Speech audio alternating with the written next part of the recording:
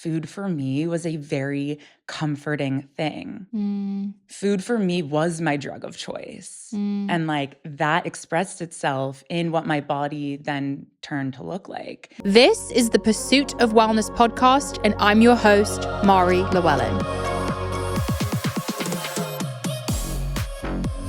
Hi guys, welcome back to the Pursuit of Wellness podcast. Today we have a very, very exciting episode, highly anticipated. We are talking to one of my closest friends, Sami Spalter. If you don't know Sami, I highly recommend you go check her out. Her and I have just a ton of overlap in our life experiences. She lost 80 pounds a year or two ago and has just been through such an evolution of personal growth. She's also a very successful businesswoman, someone I really look up to and admire. She has such a positive outlook on life and has been through so much. I think today's episode is going to really speak to you guys. We got to really dive in deep on her fitness journey and actually how she lost the weight. She got very detailed with me, which I really appreciated. We talk all things fitness, nutrition, friendships, and healing. We dig into the highs and lows of finding what worked for our bodies, the struggles of navigating trauma, coping mechanisms, and saying yes to life's challenges. We also dive into the power of female friendships and how to build your support circle and why it's crucial to nurture your front row who cheer you on. From hitting rock bottom to lifting weights, we talk about finding confidence, feeling grounded, and embracing our unique paths. Plus, we get real about food choices, hormones, and why moving your body is such a privilege worth celebrating. I know you guys are going to absolutely love this episode, so without further ado, let's hop in and talk to Sami Spalter. Sami? I'm back, pal. Welcome back. Hopefully no tears this time. Maybe I'm down to cry. Maybe A tier. Yeah.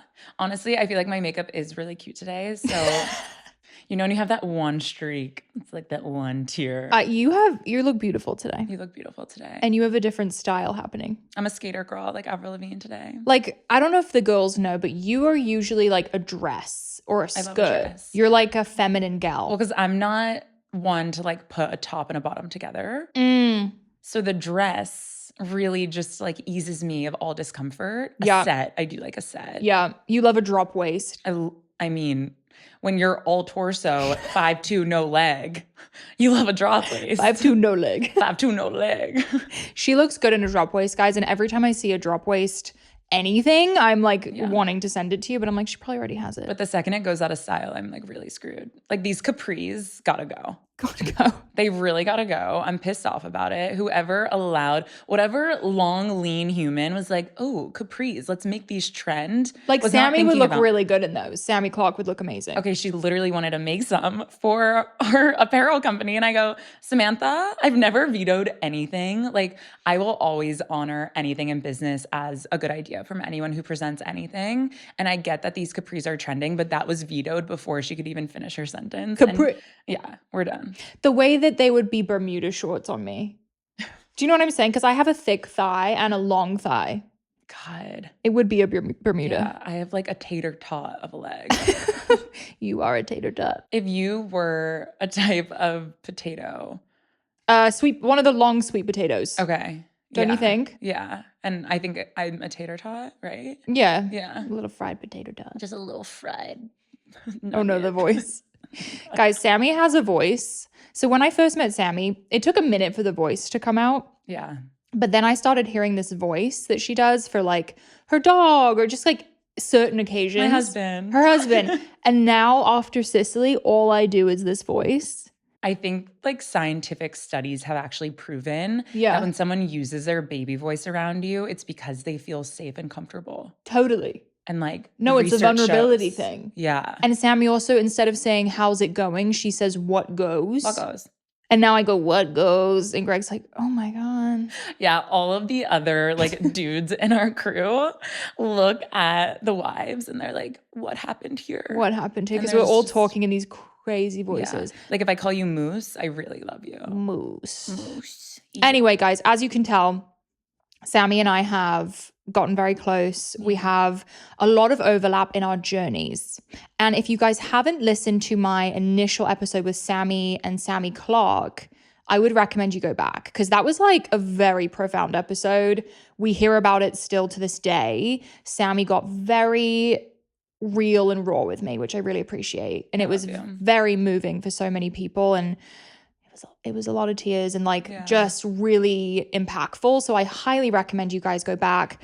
But having Sami here by herself today, I feel like we can really talk about our weight loss journeys, how similar they were, but also how different, like in a way. I think that's what excites me most is you and I are both faces of like what is possible for anyone listening to this, but the way to which we went about it was actually very different. Yep. Like 100%. Most aspects of it were different, but like the results both show.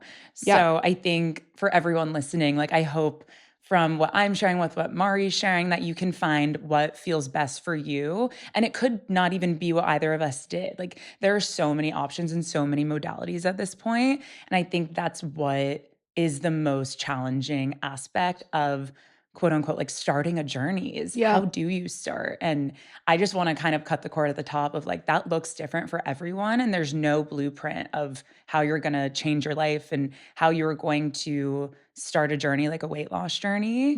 But yeah, listening to this, just like make sure that you're taking your own perspective of like what feels good for you versus what has actually changed our life. The best advice, I think, because anytime in my fitness journey, I started to look too closely at what someone else was doing, I would go down paths that weren't for me. Like I was, very inspired by these IFBB bikini bodybuilding pro girls, don't get me wrong. Which I love hearing from you because I still don't even know about that life. Like, dude, it's a whole world. And it was such a big thing back in 2017 to do a bodybuilding competition. That I really like, in a way, it helped me reach for the stars. I was like, I want to be as muscular and in shape as that girl. But it also, I wasn't listening to myself at some points. Like you and I have spoken about keto and trying various diets along the way and, dealing with over restricting sometimes. And just, I think, as Sami just said, really check in with yourself and think about your schedule. Like, what does your life look like? What do you actually want? What's attainable for you? But what I love about our stories is it's proof that like you were overweight most of your life. Yeah. I was overweight for 2 years. I had mental health struggles my whole life. So like there's different things happening here and you can take a lot of different pieces from these journeys. Yeah. And I think even as someone sitting here, like 85 pounds lighter than who I once was, I'm still making so much meaning of how that actually happened. Like, there's no end in sight. And I've actually been asked by like a few people really close to me, like, do you feel like you've crossed the finish line? And the reason I don't say yes is because I feel like this is my life now. Like doing what I am doing is such a beautiful gift to myself because I can sustain it for my entire life.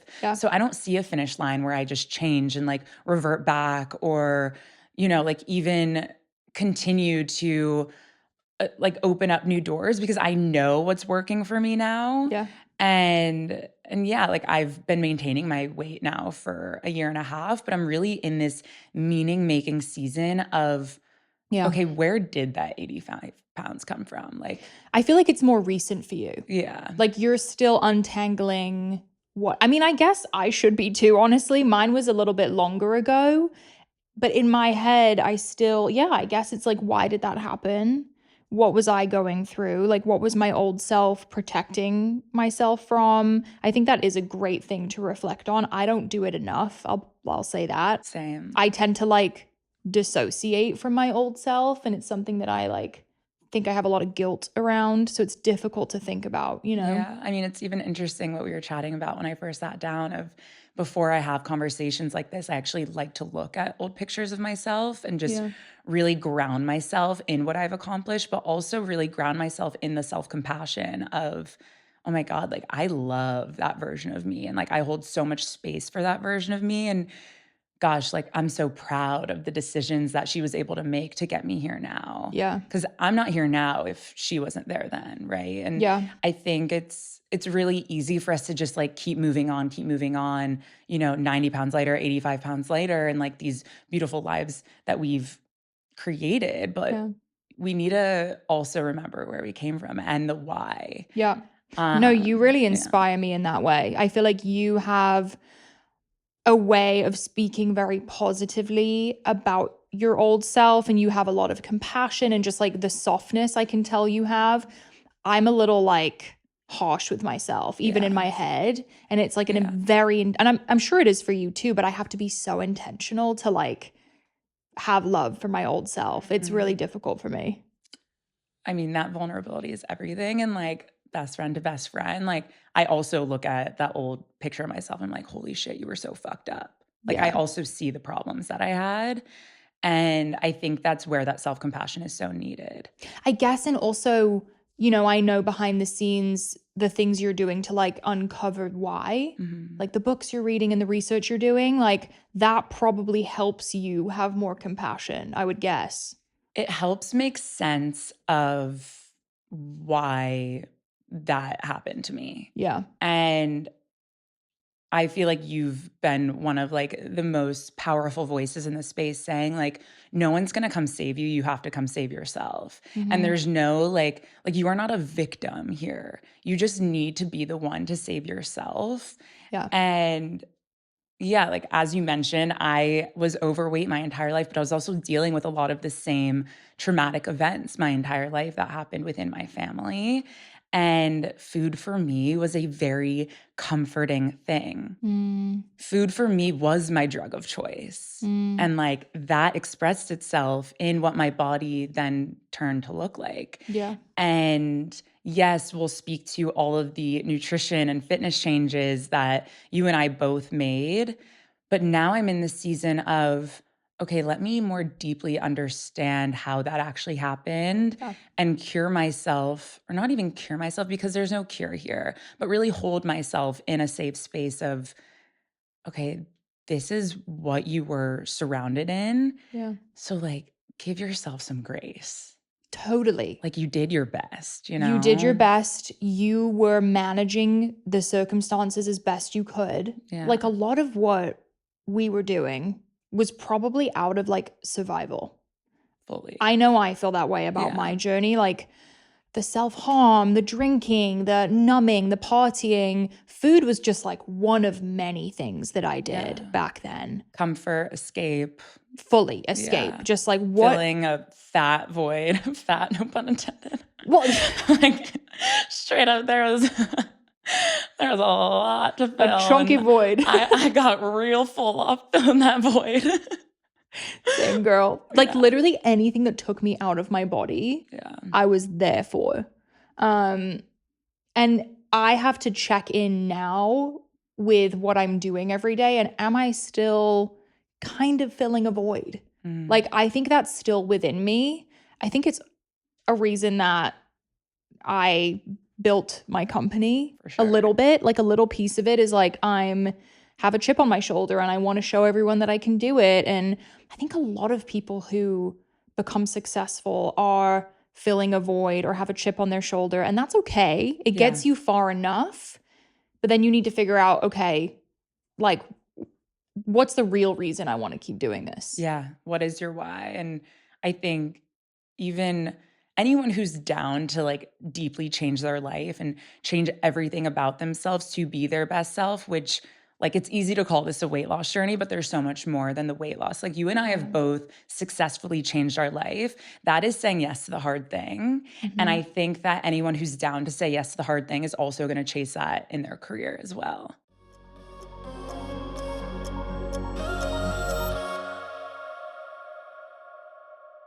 Pursuit of Wellness is sponsored by BetterHelp. Therapy is something that has been a consistent part of my growth journey for a very long time. I first did therapy when I was 14. I still do it now.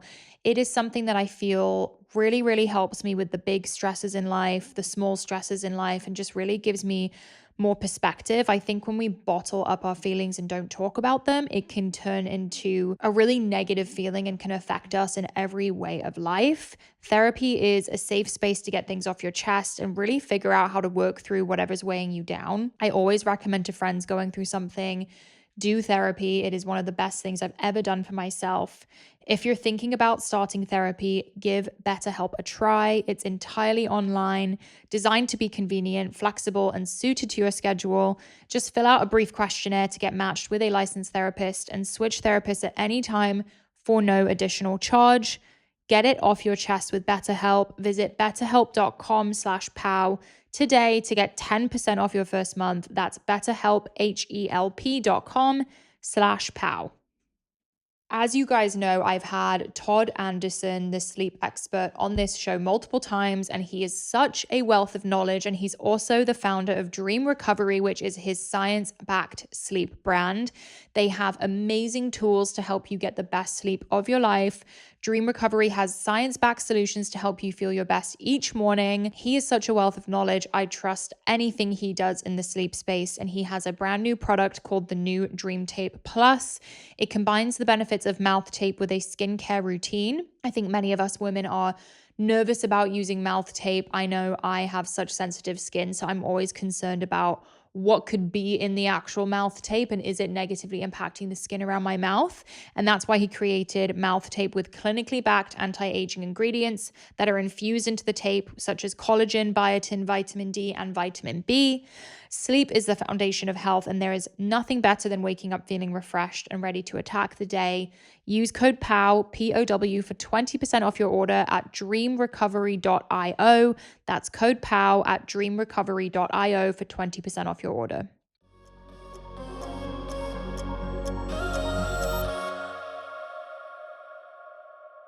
Oh, the career is even harder. Yeah. You have to do hard things every day. Every day. It's insane. Yeah. Like it feels like you're getting up, getting punched, getting up, getting punched. Oh my God. Yeah. I read a quote recently that was basically verbatim: owning a business is like having the best day of your life and then the worst day of your life, but every 30 seconds. No, that is so accurate. Yeah. Like you could get the best news in the world one day, and the next day you're like, shit. But I think it's really powerful. And I know we're going to chat about like career and friendships today beyond just weight loss.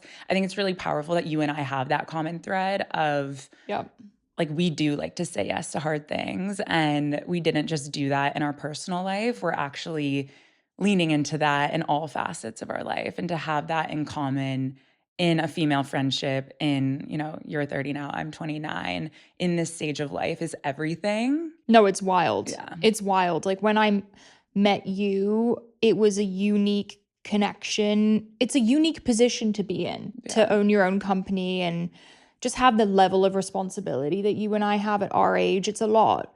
And I now feel like I have someone to bounce ideas off of and cry to and ask advice from. And no, it's been the biggest blessing of all time, truly. You know, when you just said I'm 30, yeah, it was giving you're basically 30.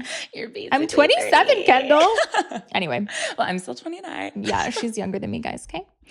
Anyway, I love how that was our intro. We just went full send. I love that, though. Yeah. We dove off the deep end. But now, guys, you had a ton of questions for us, kind of across the board. Weight loss, fitness, nutrition, weddings, adult friendships, career, husbands. So we're going to kind of dive in and ask each other questions and kind of just give our thoughts. Are we ready? We're ready. Okay. Let's pow down. Let's pow down. Guys, do we like that as a segment? Sammy came up with this pow down thing. I think we need hats. You love a hat. I love a tracker hat. Anytime we say anything, you're like, make it a hat. Throw on a bumper sticker. I'm ready. You need a what goes hat. What goes? Oh my God. No, it's literally a merch line. What goes, moose. Okay. Anyway. Moose. Okay. Taylor's going to like this episode. Yeah. Hi, Taylor. We love Hi, you. Moose. We love you. Okay. How do you go about finding adult friendships, finding a friend group? What advice? You are the person to give advice on this. Like, guys, the only reason I have friends in Austin is Sami Spalter. Like, she connected me with everyone I know. That word is what I'm going to use. connector. Yeah. I feel like I am a really powerful connector. I would never say I'm a good networker because I'm just not as interested in that. But when it comes to like deeply connecting with human beings, that's what like gets me going. And I think that's why I'm not as big in group settings. Like I love having like really dynamic one-on-one friendships. Mm-hmm. And I'll never forget when you and I first met and you were still living in LA. So backstory, I used to live in LA. Mari lived in LA. I moved to Austin January 2023. I moved to Austin with my then fiance, now husband, knowing one person, Nikki Newberg. And I always tell Nikki, like, you are my anchor because she connected me with so many people. And I was just down in this season of saying yes, but also knowing myself well enough to like know my own interests, know the people who resonated with me. I was going through like a very deep season of grief when I first moved to Austin, met Lauren Ludwig immediately, who had lost her dad a few years prior, met another girl, Jenna Westbrook, who lost her dad a few years prior. Like it was almost like the universe can like present you who you're asking for if you just open up and say yes. Mm-hmm. And I think vice versa, when we were chatting at a forum event in LA and you and Fee were like putting it in my ear, you know, like we love Austin. I'm like, done. Like just get your ass to Austin. Don't even worry about making friends. Like I got you guys.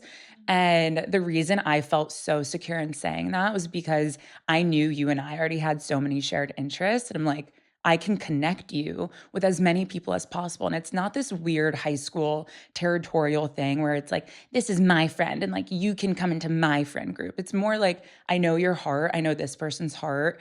I know that you guys have a lot in common. Yeah. And even if it's not having things in common, our friend group is actually very different and very diverse. 100%. And I think that's what makes it so dynamic and fun.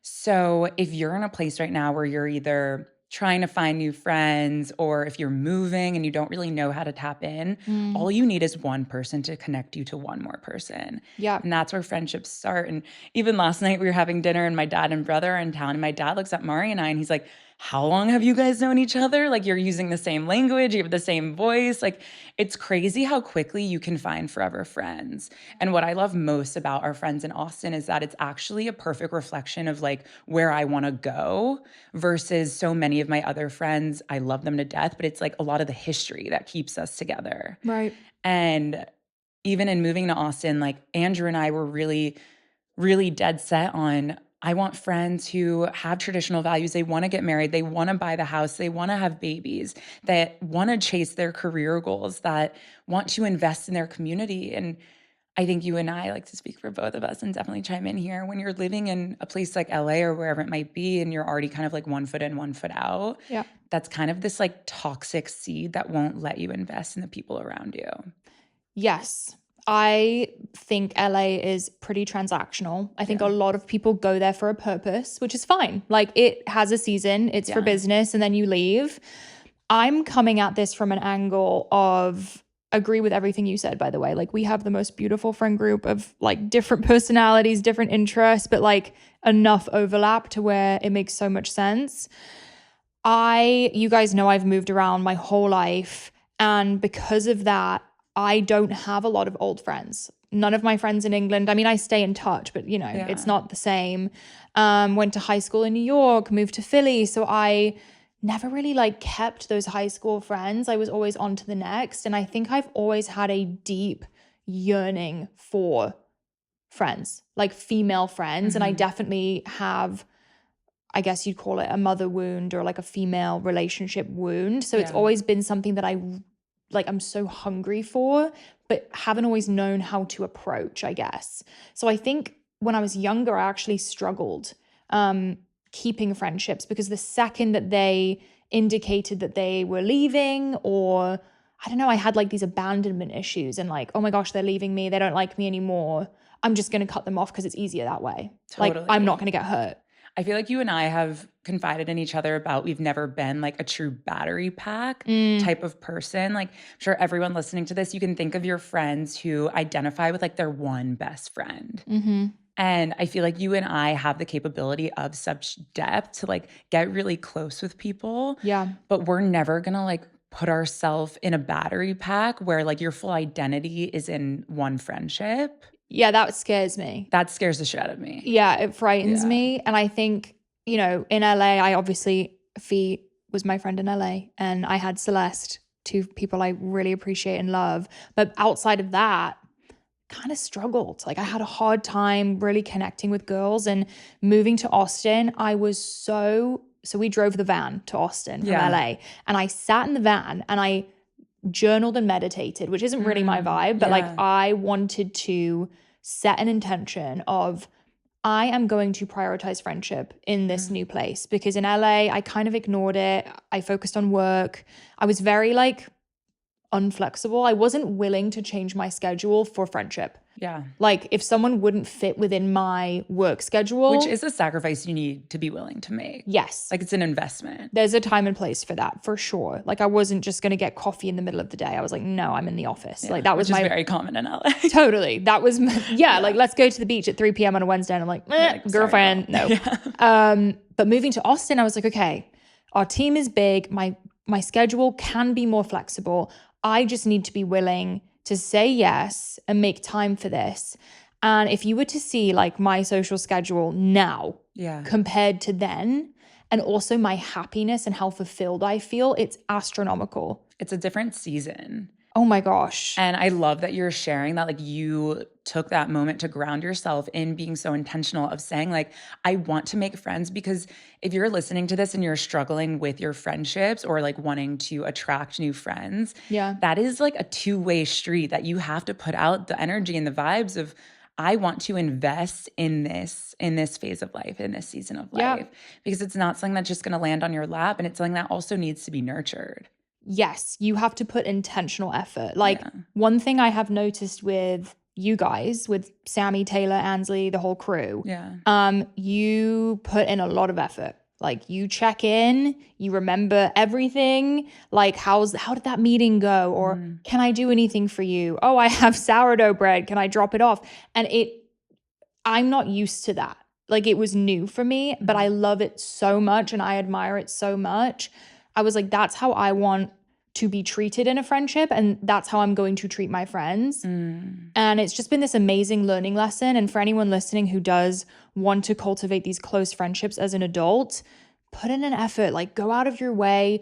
Oftentimes I feel like I'd get in my head like, oh my gosh, I'm not going to ask them to hang out. They don't want to hang out with me. Like we get in our own heads about it. They probably do. Oh, absolutely. And it's almost like dating. And yeah. It's funny because most of us are married in our friend group, but like you kind of have to treat it like dating, and that, again, it has to be this two-way street. When I think about my old friend groups, I think a lot of the people I was surrounding myself in was like another form of escapism. Yeah.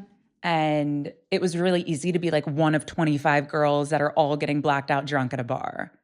And it's like, how close are we really? Right. And like, you know, you have those party friends. And granted, like there's still a few girls who I'm still like soul sisters with from that era, because we both honored each other's change and honored each other's growth.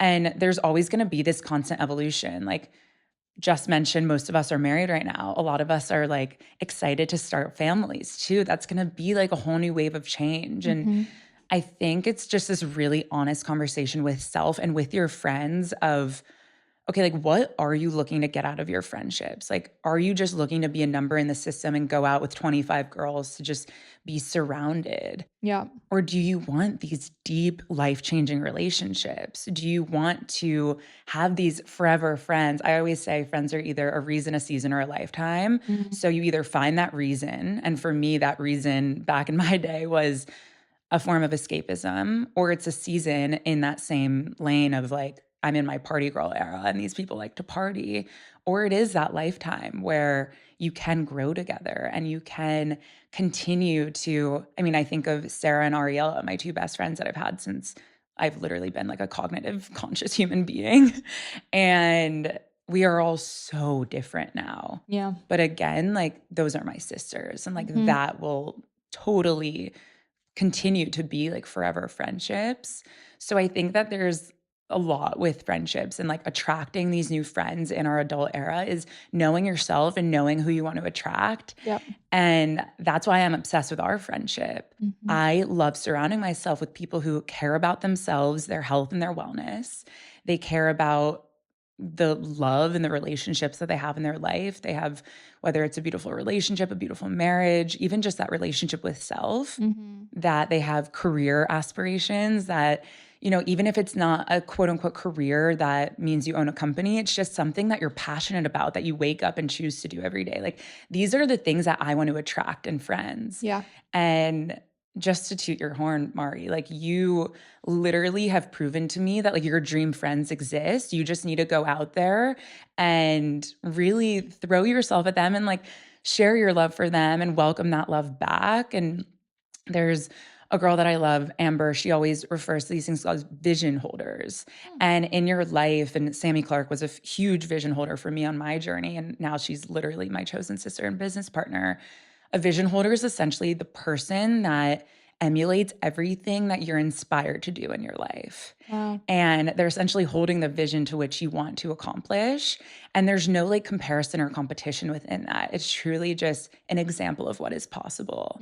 And like, you are such a vision holder for me and so many.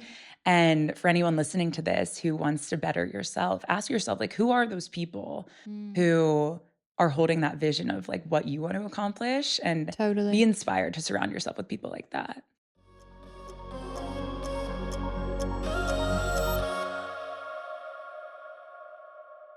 I am someone who drinks a ton of water every single day, and I'm always looking for ways to drink more water. But if you're like me, you don't trust your tap water. Having clean water is really the last thing we want to worry about. But unfortunately, according to extensive research by the Environmental Working Group, 3 out of 4 homes in America have harmful contaminants in its tap water. And that's why I use AquaTrue. Greg and I have the under the sink option that makes sure all of the water we're getting from our tap is clean and safe. We use it for ourselves, our pets, our coffee, whatever it may be.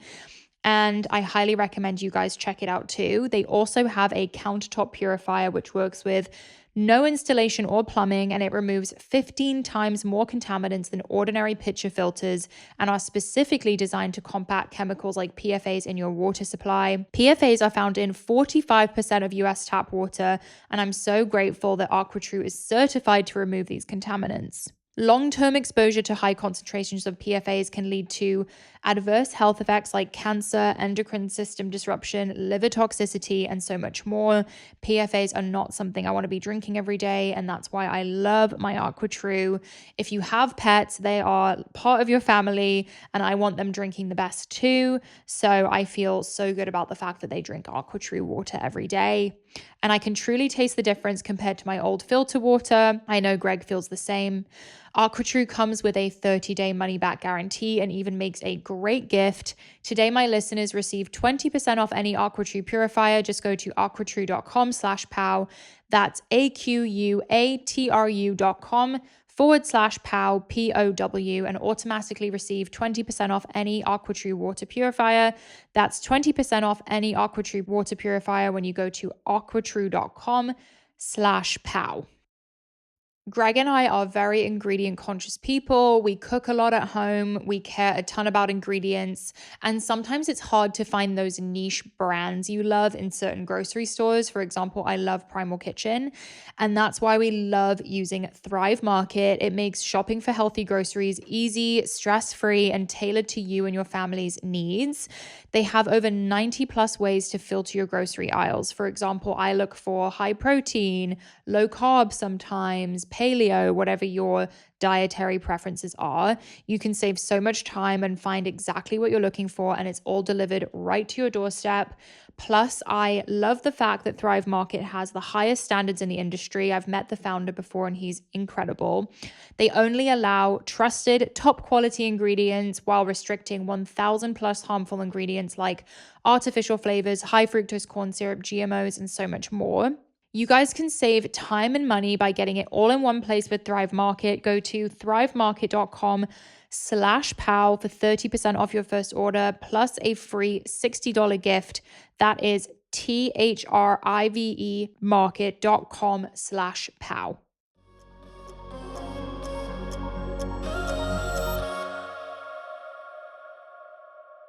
I feel like you can also find pieces of that in different people. Absolutely. Like for me, I admire you in so many ways, like the way you communicate, the way you hold friendships, the way you talk to Andrew, the way you keep your house. Like there's so many things The about way you. Andrew keeps our house, if we're being real. God No, bless but him. you guys, the positivity that you and Andrew bring is unbelievable. Greg and I are like blown away by it, the way you make people feel around you. And then I have people like Celeste, who I'm like, oh my God, she has the most beautiful baby, the most amazing relationship with her baby. She's such a good mom. You know, I feel like there's pieces you can take from different people in your life. Absolutely. And like build your beautiful puzzle of Mm-hmm. all of these pieces that make you you, because we all have our own parts too. I actually thought it was really interesting in the Q&A box that we both posted on my side. I got one that asked if there's ever any like weird competition or comparison Mm-hmm. between you and I. And I think it's just like such an interesting topic that we should lean into. Let's do it, because I feel like we covered friendship. So why don't we go to career and talk about that? Yeah. I mean, we both work in health and wellness. We both have our own podcast. There's so many commonalities. And again, like, I think back to the friendship aspect, that's what attracts me so much to like wanting to invest in you and wanting to pick your brain and like also pour in your cup as much as you pour in mine, which I will say is like such like a 50-50 thing. Like I feel like you reciprocate everything and then some. Mm-hmm. And I have never for a second had a thought of, I need to compare my life to yours. I need to compete with what you've created. Mm-hmm. If anything, I think it goes back to that vision holder of like, look what's possible. Thank you. Yeah. I wish they could see behind the scenes, because in Sicily, we're in the pool having a time. And we are literally bouncing ideas, giving each other suggestions because we have an outside perspective. And I also feel like there is room for everyone and more in this space. Like you and Sami have such a different presence than I do. Like the bloom girl is different to the form girl. It doesn't even matter. Like to me, I was saying this to you yesterday, my value set, relationships are here, business is here. Yeah. Like, yes, I care so much about my business, but I care so much more about my friendships and how magical and how much more powerful that we can support each other instead of, I don't know. I mean, I'm not a very competitive person, but like how much more powerful that we can support. Like I freaking love wearing my form outfits and tagging form. Like it makes me happy to see you killing it. I love seeing your show. Like it feels good to support other people. And yeah, that's a funny question, but I think it is funny. And I think it's just like the real truth of, I feel like as women, we are raised to look at other women as competition. Mm-hmm. And like, I don't know, maybe this does have to do with my weight loss journey and like just who I was growing up. I always was kind of a bit different. I kind of always was like the biggest girl in my friend group. And I just had like a different personality than most, like I've always just been a little different. So I think innately I've never compared myself to anyone. Yep.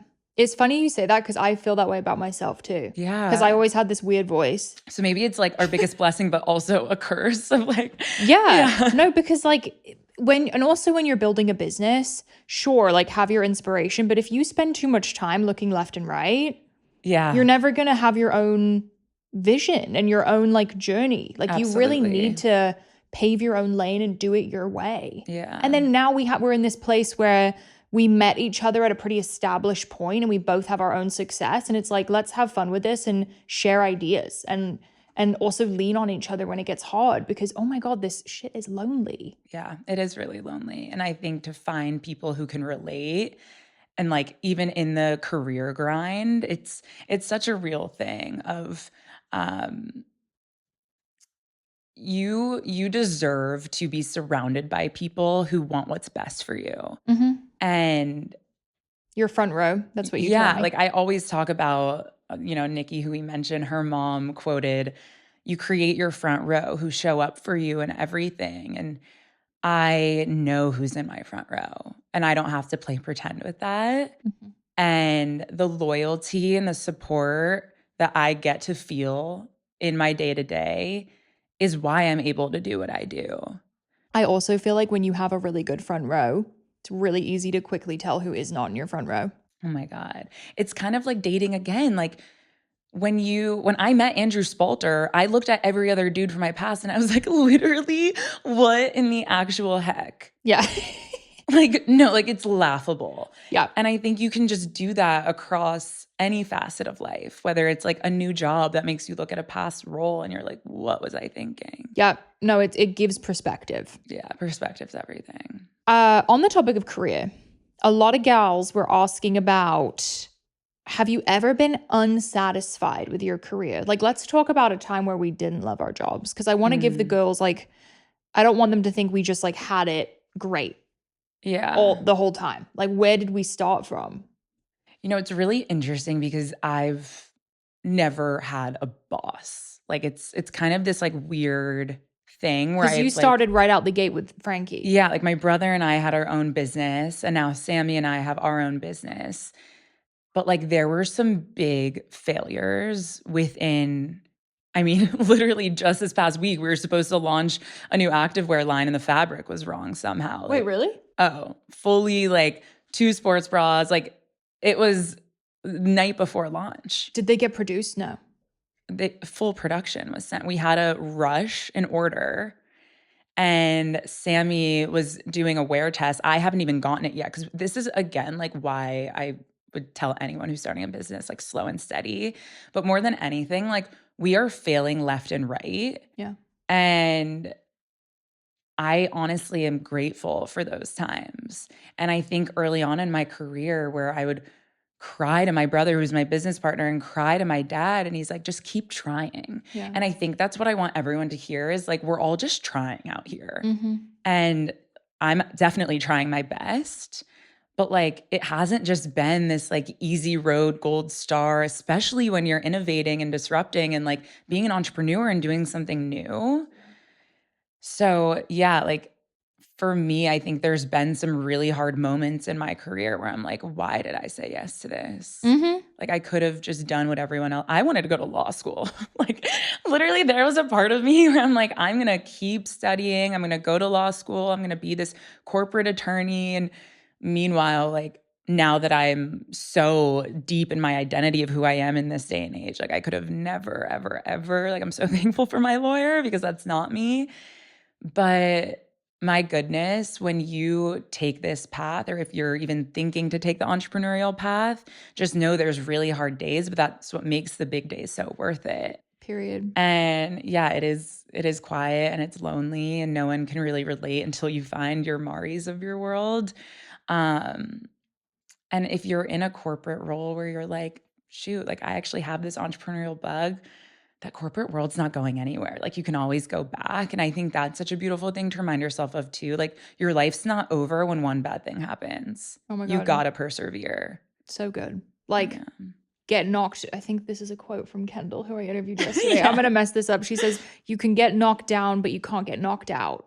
Love you that. just got to get back Is she up. like a boxer or something? I think she is, low-key. No, agree 100%. I'll speak to, and I think you guys have heard me talk about this, but I had a few internships throughout college, and my memories of these internships were me shaking like a leaf, terrified my boss was going to talk to me, hiding in the bathroom, feeling like I didn't know what was going on. Like I had zero confidence in myself and what I thought.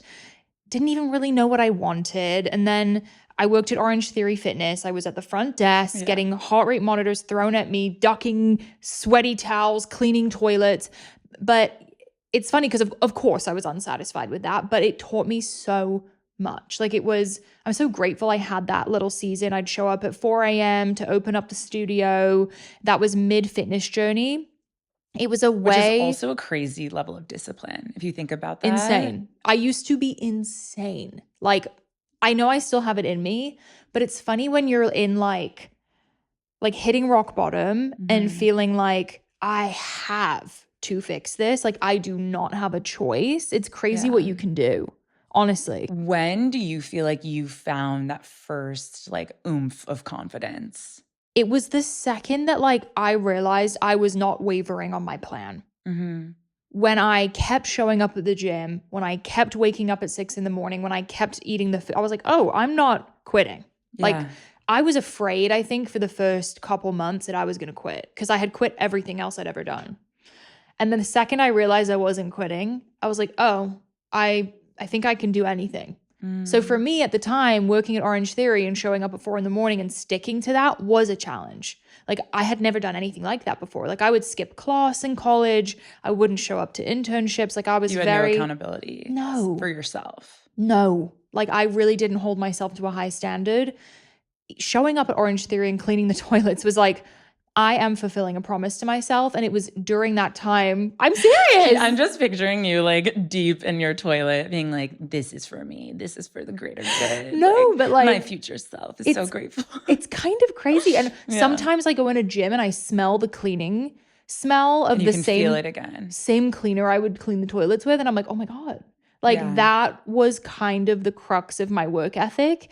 And I was getting my degree at the time. And I remember my Instagram began exploding while I worked there. And the trainers at the gym coming up and being like, oh my God, like what happened? Like, how did you do that? Will you say that I trained you? Like they wanted to be involved in it. And I had a fear of quitting Orange Theory because I was like, no, this is my normal job. Like this can't go anywhere. And it took me a minute to kind of take that leap of faith. And it's funny looking back, I'm like, how did I push through those years of not leaving the house, not leaving my computer, just working? I didn't have anything to lose. I was like, let's just freaking go. It's Orange Theory or this. It's cleaning toilets or this. You've got to try. You don't know until you try. That's something my dad always taught me. Right. And now look where we are. Like it's pretty insane. It is insane. Do you feel grounded? What do you mean? In what you've achieved? No. I think sometimes I do. I mean, you and I have had this conversation of like, I know. That's why I want everyone else to hear it. You know that you know what you're doing. I know what I do. Sneaky. You know the phrase like when people have a hard time seeing themselves in the mirror the way they actually appear, like quote unquote body dysmorphia. I sometimes feel because the growth of Bloom and everything was quite quick. I have a hard time mentally catching up to the girl cleaning the toilets and now.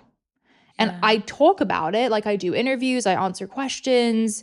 I know that I'm the founder of Bloom, but I think I have a hard time conjuring up like the confidence and showing up confidently about myself. And I think also because of the way I was raised, like wealth was not celebrated in my household. I have a hard time being proud of that. It's definitely like a continuing struggle for me. Yeah. I think it's such like a beautiful part of your journey that I'm so excited for you on. And even similarly, like what you were saying of like your achievements and like what's come out of like the true fruits of your labor that you're eating now, that you have this like dissociation from, I relate so much in what my body looks like. Yeah. And, you know, I am someone who was so career oriented and like so academically driven for so long that I knew I was always going to achieve great things. I just didn't think I would look and feel this way doing it. Yeah.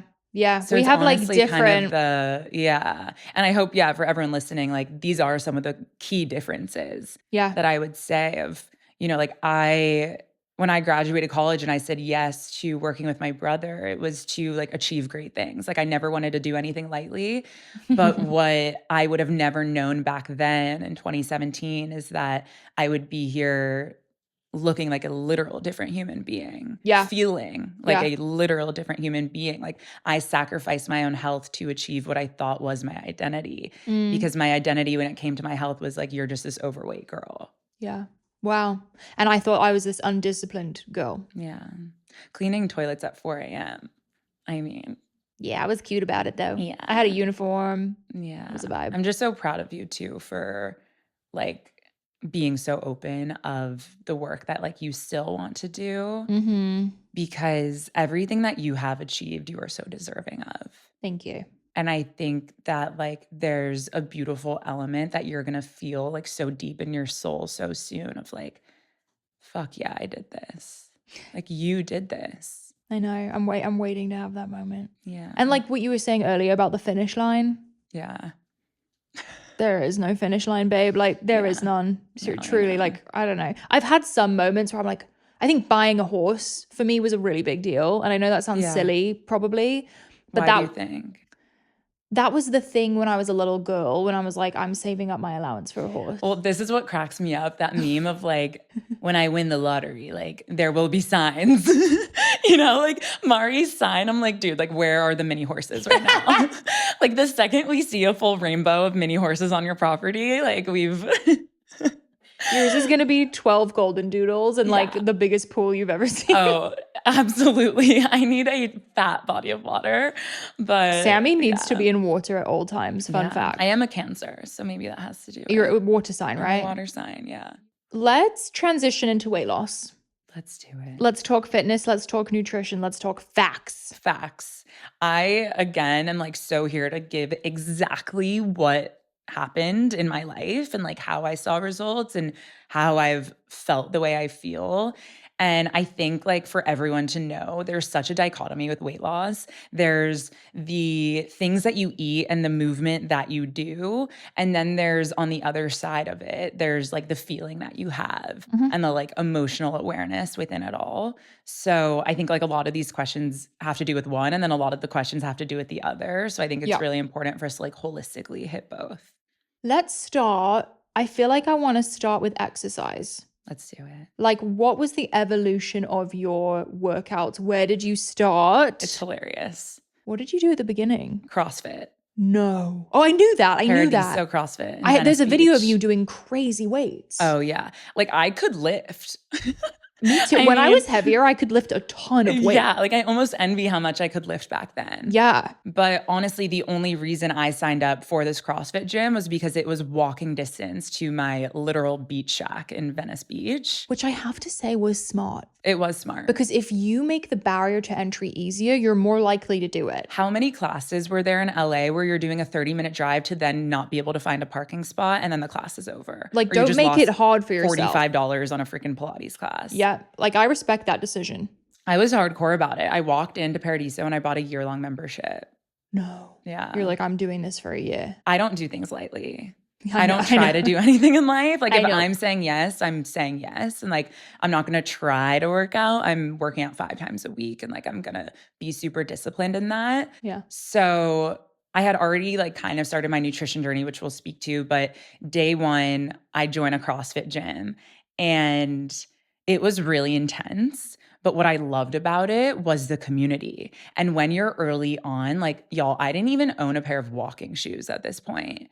I maybe had 1 pair of leggings and then went to Target and bought the same workout top in 3 colors. It was basically a tight bra that then like popped out and was like loose around my stomach. Yeah, like a peplum. Because God forbid, I felt like a stuffed sausage in every single workout outfit. And I'm wearing like extra, extra larges. Like I didn't even have any association with my size at the time. But I asked them, I'm like, what sneakers do I need? What equipment do I need? They're like, you need these no bull sneakers. You know that brand? Yes. They're like the flattest shoes ever. So I was wearing these all black no bull sneakers. I had 3 tops and got a few more pair of extra, extra large leggings. And I was in there 5 times a week. Damn. And that's cool. That community was something. Will they like hype you up? They really hype you up and like they push you. I mean, it's like, it felt almost like military. Like you're competing for something. Yes. Not that I could compete with any of these people. I mean, truly on the days where it was like run a mile, do 10 handstand push-ups, the modifications that my coaches would do for me was amazing. But can you speak to like, did you feel any intimidation or insecurity walking into an environment like that? At first, yes. And my brother would actually come with me. Frankie was super freaking fit at the time. Frankie like also goes through phases, but like Frankie was jacked at the time. And really? Like, yeah. And he was such a great accountability partner for me because all of my friends at the time were like my party friends. I wasn't in a relationship and Frankie like was holding me accountable. So that was really great. And then I got to the point where I could hold myself accountable. And like I had partners in that community that like knew my name, knew what I was up to, knew about like what I wanted to accomplish. And I have always been someone who wanted to surround myself with people who were doing more and doing better. And it's really motivating. Like I always say in business, I never want to be the smartest person at the table. And when I was signing up for CrossFit, I definitely wasn't walking in there wanting to be the fittest person in the room. So it was really cool to see these like literal athletes doing the same shit that like I wanted to do. It's kind of like me looking up to the IFBB pros in bodybuilding. You were around these insane athletes, like shoot for the stars, be around the best. And I would crush myself in those workouts. Damn. I was going for it, like really, really going for it. And then after that year, Question. Yes. Did you go into your journey saying, I want to lose 85 pounds? No, I never thought 85 pounds was possible. I had been overweight my whole life. I was the heaviest kid in my first grade class. I don't know why and what happened in first grade. We were all put on a scale in front of each other. Straight up. No. Yeah. Oh my God. That's the type of thing that you never forget. And yeah, I'm literally 23 years later still remembering this moment of being the heaviest kid when I was in sixth grade. I won't forget little moments of like my doctors growing up saying like, Sami, like you're only 13. You shouldn't be carrying this much body fat. Just, across the board, so many moments that were so telling. So no, I never thought that like who you are seeing here today was a possibility for what I could look and feel like.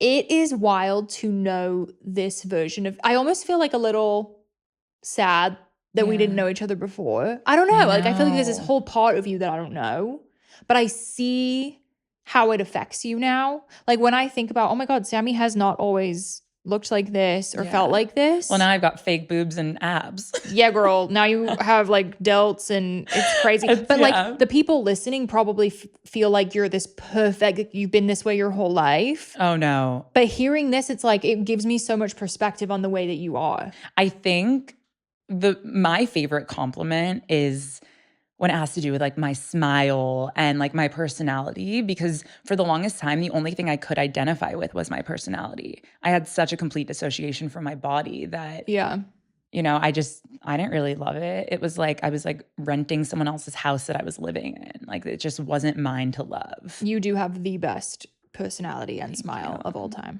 Thank you. I think like my warmth comes from the fact that you know what it's like. Yeah.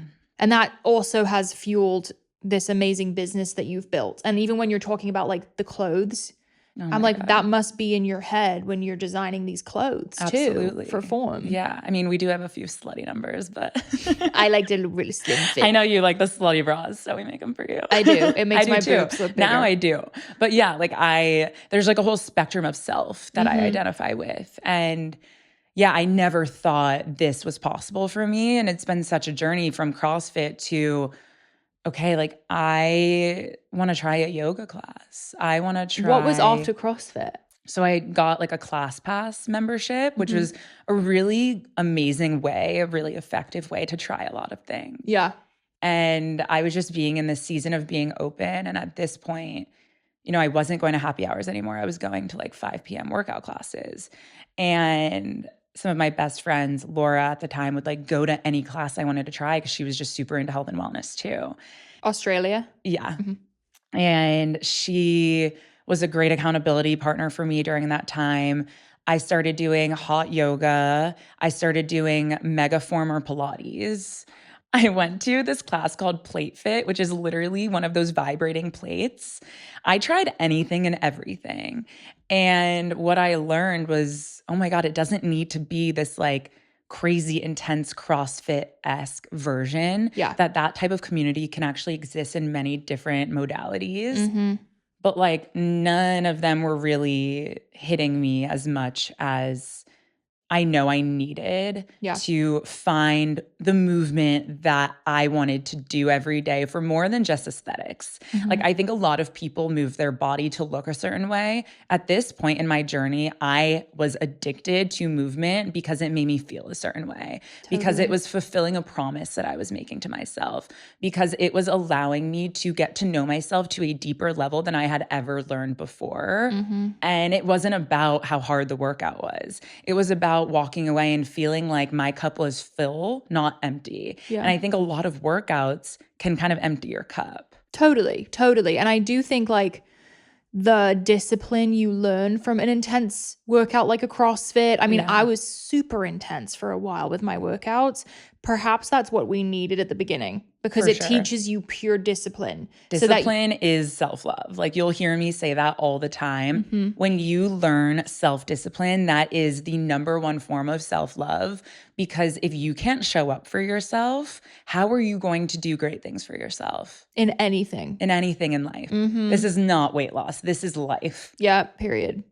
I think fitness taught me everything I know about work ethic. Like it is the reason I'm able to show up at my job every day. Yeah. Because you just show up.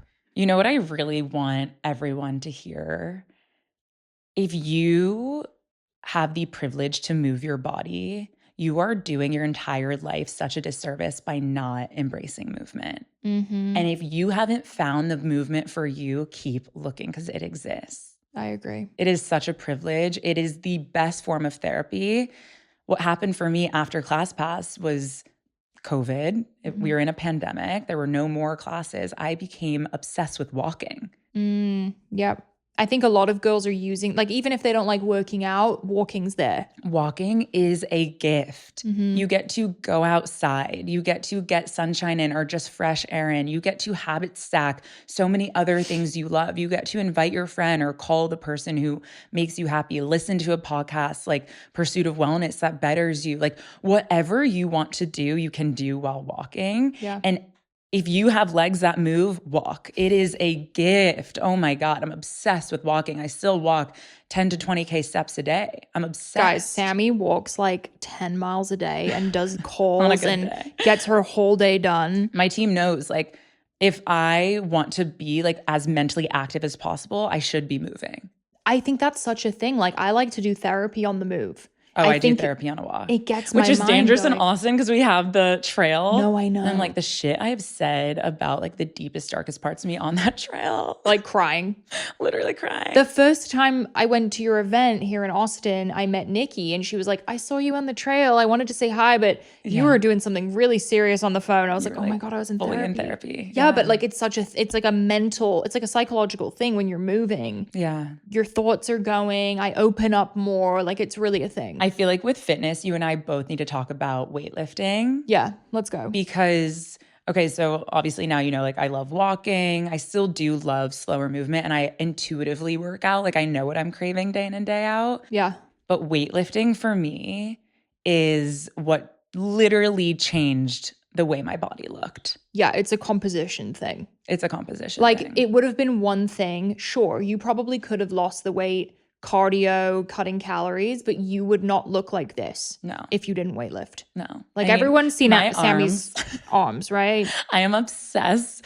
And I love that I get to say this. Like this, honestly, like if you don't know me, this is going to sound so fucking arrogant, but like I love my arms. Yes. I love my arms. Why I not? hate that I'm wearing a Yes. long sleeve shirt today. What am I thinking? Yeah, your arms are famous on the internet. But like you don't get that by walking. I'll tell you that. No. Tell us the arm routine because a lot of girls wanted to know, especially in your wedding dress. Yes. So I think also like for any bride out there, having a wedding on the books is the most motivating thing, but it doesn't always need to be about the event. Like I have honestly gotten even more toned up since our wedding. And I'm really proud of myself for saying our wedding because I always say my wedding and I feel so bad. No, I say like mine Andrew always. was there. I don't feel bad. Yeah. Yeah, sorry. It was my wedding. I mean, You were attending. yeah. Greg. Andrew showed up to my wedding. No, I'm kidding. Kind of kidding. Okay. But truly, I have even toned up more since then because I'm always refining as a person.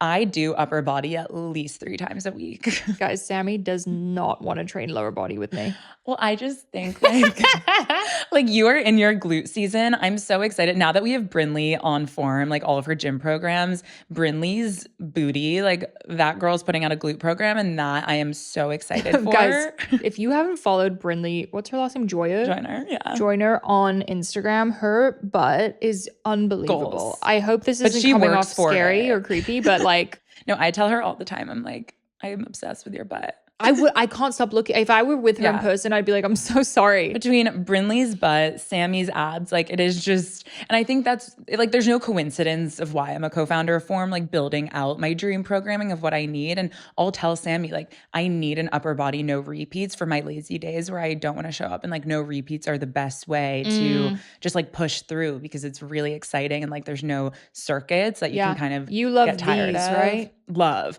Okay, so there's a few things that like have actually changed my life, and it has a lot to do with my biceps and my shoulders. And again, this is on that side of the fitness journey that has all to do with working out and like the way that that changes your actual muscle and your build.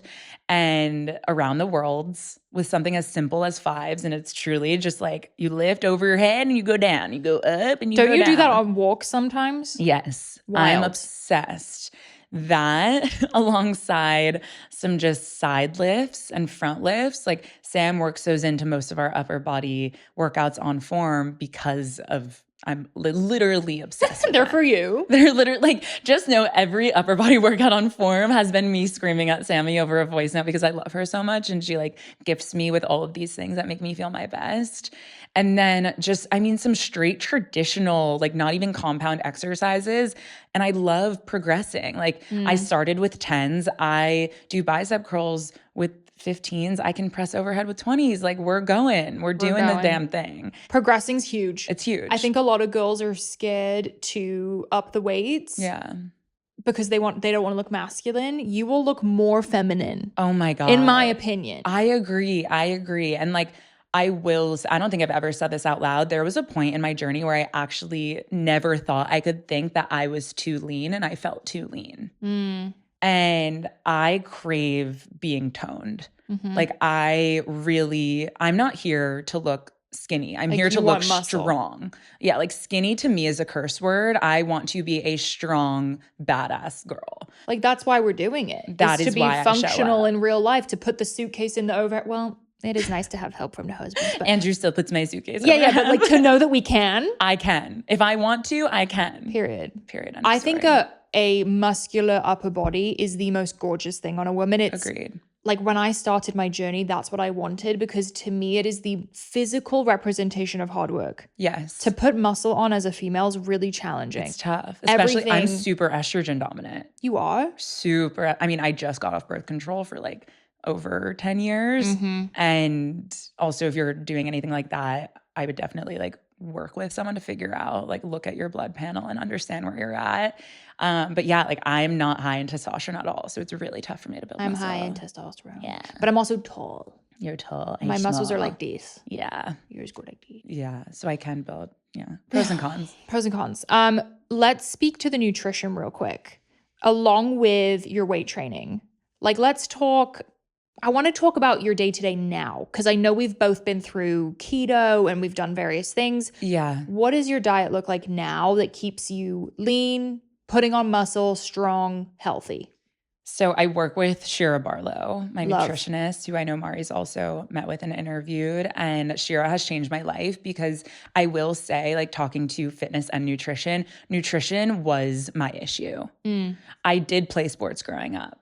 But like I never knew how to eat, and nutrition is actually my relationship with food is where I held a lot of my trauma. Yeah. I know I said it earlier, but like food for me was a comfort thing. It was an escapism thing. It was, oh my God, like the love that I was missing from certain aspects of life was so beautiful in that big bowl of pasta or in that cheesy slice of, pizza, whatever that can look like. So Shira has really helped me with the emotional side of eating. Wow. So I want to let anyone know that like this isn't just what I put in my mouth. There's a lot of emotional baggage when it comes to me and my relationship with food. But when it comes down to what that looks like day in and day out now, as someone who was strict keto for years, I no longer would ever put myself in a box with like a one-word diet. You should never be a prisoner to a plan. You should never restrict yourself. You never need to restrict yourself to lose weight. You should never be sad when you are losing weight. It's actually a really happy, healthy thing you're doing. Yeah. So if you feel sad on your journey right now, just know there's a better way. And I'm someone who eats a slice of sourdough bread with butter every single freaking day. Me too. Every day. And even more than that, actually. I am someone who has my favorite substitutes for really yummy desserts every single day. And sometimes they're actually not substitutes. Like we just went to Sicily together and you watch me literally down a vongole a day, which is literally like Both of us had a vongole like issue actually. so good. Every day. It's so good. And we were fine. We Everything's are fine. fine. So I do still intermittent fast. I, now being off birth control, am feeling like hormonal changes and really knowing the days where I do need breakfast. And I allow myself, obviously, to eat when I am hungry. So most days I am intermittent fasting. For lunch, I eat a big ass bowl of meat. Mari and I had a call yesterday and I was just like, drinking my big old water. I'm like, sorry, I'm just downing my giant bowl of meat. What kind of meat? It changes. I'll do ground beef or I'll do pulled chicken. Yesterday I did pulled chicken with olive oil, sea salt, a little vinegar, a little balsamic vinegar. It's giving Mediterranean. It's giving like straight bowl of meat. It's not cute. Sometimes if I want to make it pretty, I'll do a side of avocado and some like tomatoes or broccoli or something. And that is seriously, guys, what I crave. But I love the olive oil edition because you're getting your healthy fats I'm too. big on healthy fats. Yeah, same. I'm really big on healthy fats. And you know what I've realized? I used to crave the pasta for the olive oil, for the cheese. It wasn't actually the pasta. That was just the carrier of it. Exactly, exactly. And I do still eat pasta. I mean, Shira and I say this all the time, but like everything's on the table. I just know what's worth it. And I kind of go through my day budgeting for what's worth it. Yeah. So I don't track anything. The only thing that I am really mindful about is the amount of grams of protein I have. So like I have my substitutes, like my Owen protein shakes, I'm obsessed with. Each one has 32 grams of protein. I try to have 120 grams of protein a day. That really helps me get there. I have my chomp sticks. Those are 10 grams of protein. I'm averaging like 2 a day just because I'm hungry and I crave protein, guys. Like this is something that I'm not doing to do. I'm doing this to like truly satiate myself. Protein is something that I think a lot of people don't get enough of, and they don't realize how satiating it really is. Like it will keep you full. It keeps me really full. Yeah. And then dinner, I'm very lucky in that I married an entrepreneur, but if he wasn't an entrepreneur, he would definitely be a chef. And Andrew whips up some amazing meals for us. So like just the other night, we do our like healthy version of chicken parm. I saw that. So it's just, pounded chicken. We do a grilled chicken version with our favorite red sauce. I'm big on dairy. I actually have like a great relationship with dairy. So I do eat cheese. And then we did a side of this fun like substitute pasta. It's called carbonara. Oh, I think I've heard of this. Yeah, What's I get it on of? Amazon. It has like a bunch of protein in it. It's just like the highest protein pasta that's out there. Definitely not something I would eat every day, but like was craving it for our beautiful Italian meal. Yeah. And, I definitely crave vegetables and fruits. And I love finding my desserts that, really work for me. I'm obsessed with Hue chocolate bars. I know you are too. I went through a major phase of those. Yeah. Major. I just think it's like really so amazing to be at a point in my life where like I have full food freedom. Like I do not restrict myself ever, but I also still carry such self-discipline. Yep. And you can have something and not go overboard with it. Yes. Yeah, the freedom in that's amazing. Oh my God, because you never want to feel like that stuffed suitcase feeling, Yeah. Like that is the most gross feeling that I can do to myself. If I've binged in the past. Like if I'm binging to the point where I feel disgusting in my own body, I'm mad. Yeah. And also I think it's such a thing when you over restrict. Like I know I've been through phases in LA of over restricting where you are so hungry that you obsess about food. Yeah. Like I essentially gave myself disordered way of thinking. I remember the first nutritionist I ever hired said, "You're going to be hungry." Like basically what you're doing, guys, this is insane. Basically what you're doing is you're shrinking your stomach. So you're going to be hungry. So I normalized hunger. Like what the actual hell? Yeah, no, you don't need to feel like you're dying. No. And I no. wish I could go back and tell myself that, because I definitely, the intensity I brought to my fitness journey was kind of crazy because I needed the structure. I want everyone to hear how you're eating these days too, because I feel like you've also, even through like your skin journey, have changed so much. Like I feel like most of the changes you made you'd already accomplished so much within like, you know, your body. And then it was your skin that really. It was my skin. Like I think a lot of people thought I ate the way I ate for my body, and it had literally nothing to do with that. Yeah. It was all skin, and acne made me really afraid of food. And in retrospect, yes, I think certain things like dairy and sugar probably were triggering it a little bit, like inflaming it. But I had beliefs that eggs were breaking me out. And I still don't know about that, but my chicken eggs are not breaking me out. I just want to say that. Eggs, the fact that you have your own chicken coop bizarre. And get to eat your own. I also was going to take some last night. I know, I forgot. I'm going to drop some off at your house. Yeah, I have to get custom boxes. Cute. I had so much fear around carbs, eggs, like literally anything, butter, like crazy basic items. Like even olive oil frightened me sometimes. Like I had, you know, with the podcast, I had so many different experts on the show. You get a lot of information. I have so much information, and I get so many DMs and comments, and it's all going in my head. And all I wanted was to get rid of the acne. It was ruining my confidence. And at the end of the day, it was a bacteria that went away with antibiotics, and it had nothing to do with food. HP Lori ruined my We're life. We're mad at you. HP Lori, you're mean and she's rude, gone. And she's gone. And look at you glowing and eating what you want to eat. And I hold so much space for that version of both of us, where it is kind of sad. Like, y'all, I used to make protein shakes with water. What the hell? Me too. Right? Oatmeal with water.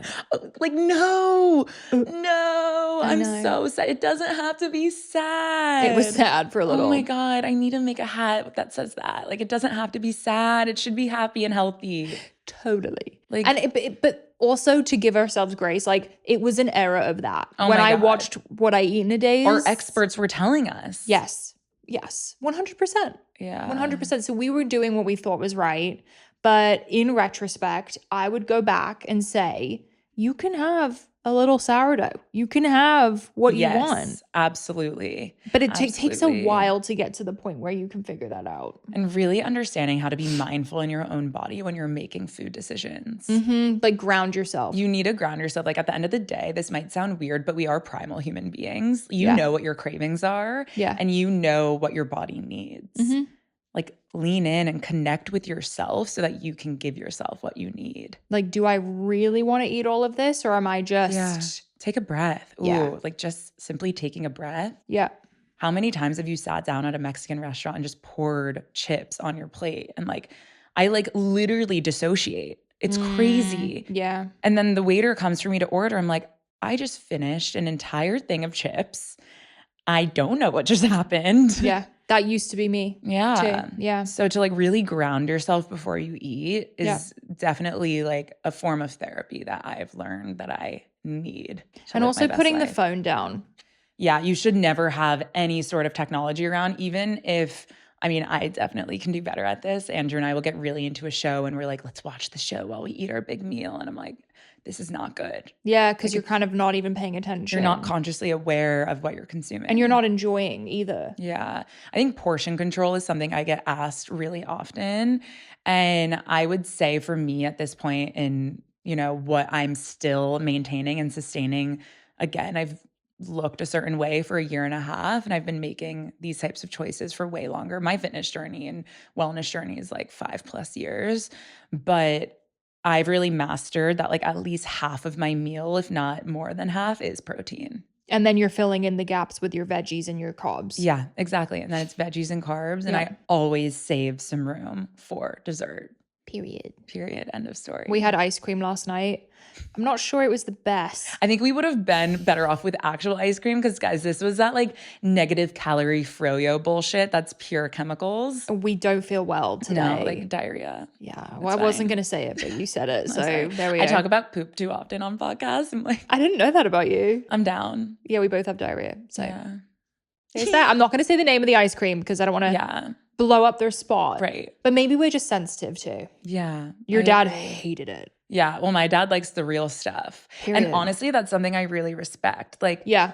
If you're ever finding yourself craving something and then you try to sub it in with something else and you're not satiating yourself, have the real thing, please. Have the real thing. I ate mac and cheese last night and damn, it was good. All I needed was like that one little bit and oh my gosh, it moved mountains for me. It's so good. I actually give my parents a lot of credit for how they fed me growing up because I ate real everything. Like the best cheese from Wales, spinach ravioli, baguettes from the bakery, fresh butter, fresh milk. It wasn't necessarily like health forward. That is amazing. But it was real. It's Whole Foods. And that's why every American goes to Italy and loses a couple pounds. Yeah. Meanwhile, I was raised by my single father who was on a Walmart budget and I was eating Pop-Tarts with butter, some Oreos, some monkey bread, Cinnabons. That's okay. It's all good. Domino's Pizza. Love that. Yeah, I see. I didn't grow up on that stuff. I didn't even know what any of that was. I remember moving to America and being exposed to all of it and being like, oh my gosh, everything's crazy. Blue and bright colored. I remember. Yeah, like food shouldn't be fast. Like fast food should not Wonder exist. Bread. I was like, what is that? Gatorade. Oh yeah. Oh my God. My mom believed that blue Gatorade was like literally medicine. Oh. If I had any issue, my mom would be like, just drink some blue Gatorade. It's funny because they were marketed to so hardcore. Guys, I feel like we covered a lot of the bases. Yeah. I mean, we touched on bridal, we touched on career, we touched on nutrition, we touched on fitness. I feel like we need a part 3. Honestly, let's do it on transform. This is healing for us too. It is healing. I feel like we obviously talk about these things a decent amount and we do have these long chats, but when do we ever sit down for an hour and 15 minutes like this? Yeah. You know, this is like a real form of therapy for me. So thank you. And for everyone listening too, we're just so excited for you guys and wherever you're at. And I think I just want to let you know it's possible. Period. Whatever you want for yourself, it can have nothing to do with weight. If you're here, I'm assuming maybe you can relate to Mari and I's stories in some way, but like whatever you want for your life is possible and you are so capable and deserving of creating that. These are 2 people sitting here. Like I did not think that I was destined for any type of success. Yeah. And look at your beautiful life. And look at yours. Yeah. It's insane. So as Sami said, if we can do it, you can do it. I hope this was helpful. Sami, where can they find you on the internet? Where can they find your brand? Oh my goodness. Your podcast? I feel like when it comes to social media, Instagram is my go-to. So at Sami Spalter. And then in terms of our podcast, it's called Transform. We've had Mari on before. We're definitely having her on again. We're at Transform on Instagram. Form is at Form on Instagram. If anyone's listening to this too and like wants to try Form, I am so here to get you guys a promo code. Let's go. I definitely want to make sure. Honestly, actually, fuck that. If you are listening to this and you resonate, DM me. I will give you a Form membership. You're pulling a Greg. I am like so here to make sure that everyone everywhere can access the best versions of them. And as someone who didn't have the tools to do that for literally 90% of my life until recently, Mari and I are creating a few things that will help you a lot. DM Sami, guys. You're going to get a free membership. Do it now. Right now. Do it right now. Love you all. Goodbye. You won't regret. And also check out the activewear. It's my favorite. I wear it every day. You're so supportive and like the best friend ever. I love you. Thanks for having me. Pow wow. Pow wow, pow down. Pow down. Thanks for joining us on the Pursuit of Wellness podcast. To support this show, please rate and review and share with your loved ones. If you want to be reminded of new episodes, click the subscribe button on your preferred podcast or video player. You can sign up for my newsletter to receive my favorites at marilewellyn.com. It will be linked in the show notes. This is a Wellness Loud production produced by Drake Peterson, Fiona Attucks, and Kelly Kyle. This show is edited by Mike Fry, and our video is recorded by Luis Vargas. You can also watch the full video of each episode on our YouTube channel at Mari Fitness. Love you, Power Girls and Power Boys. See you next time. The content of this show is for educational and informational purposes only. It is not a substitute for individual medical and mental health advice and does not constitute a provider-patient relationship. As always, talk to your doctor or health team.